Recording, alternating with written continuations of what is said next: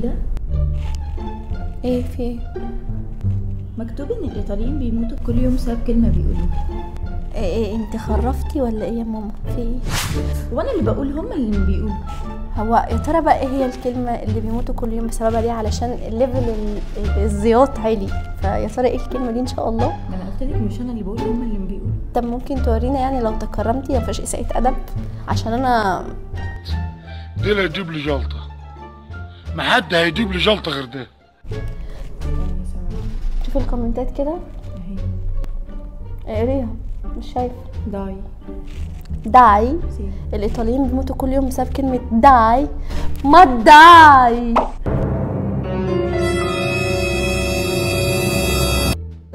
ما انا ما اعرفش يا ست هاني، انا لو اعرف اقول على طول. هو انا هخبي على حضرتك ليه؟ كلمة داي عند الإيطاليين كلمة مستفزة شوية ومجهولة الملامح بالنسبة لأي حد أجنبي زينا مهتم إن هو يتعلم اللغة الإيطالية. شبه معلش كده اللي هو ما تعرفش هو بيودي منين على فين.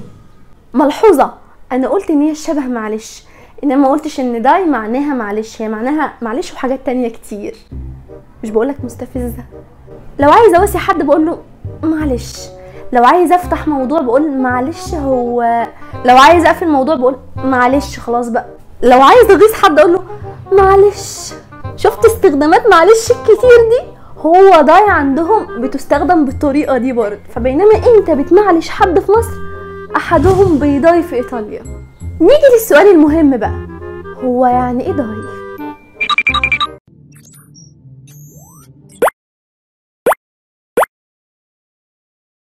داي ككلمة بتستخدم في اللغة الإيطالية بيتغير معناها على حسب الموقف اللي انت فيه. تيجي نشوف؟ Sì, è quello che è successo esattamente. Mi spiace per questo, ma dai. داي في الموقف اللي فات ده كان معناها معلش عديها بقى، كمان فكك بقى ما تعقدهاش. طب يا ترى ليها معنى تاني غير كده؟ Sono molto dispiaciuta. Non me lo aspettavo da lei. ما داي lascialo stare. داي هنا كان معناها ما تزعلش، الدنيا مش مستاهلة. هل في معاني تانية؟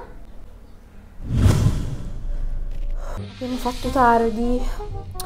Allora, vieni. Non ancora, aspetta che finisca. Ma dai, stai facendo il compito da una vita. داي هنا كان معناها انجز، لخص، زبرياتي يا زبرياتي. لو انا في مسابقه جري وصحابي وانا بجري عمالين يقولوا لي داي داي داي داي هنا كان معناها يلا يلا يلا يلا. Ma basta con questo argomento, se ne è già parlato abbastanza per davvero. Ok. داي هنا معناها كفاية. واخيرا نيجي للمعنى النهائي لكلمة داي اللي هو جاي من الفيربو داري. فينالمنت الفيربو داري يعني يعطي.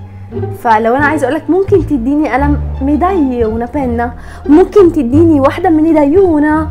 فاخيرا وصلنا للمعنى الاصلي بتاع الكلمة كترجمة حرفية اللي هو يعطي من فيربو داري. وفي اللحظة دي هطلب منك تتكرم داي وتديني لايك للفيديو عشان يوصل لأكبر عدد من الناس، سبسكرايب للشانل لو انت بتشوفني على اليوتيوب، وفولو لو انت بتشوفني على الفيسبوك. ما داي يلا تشاو، يلا بروسيما، تشاو تشاو.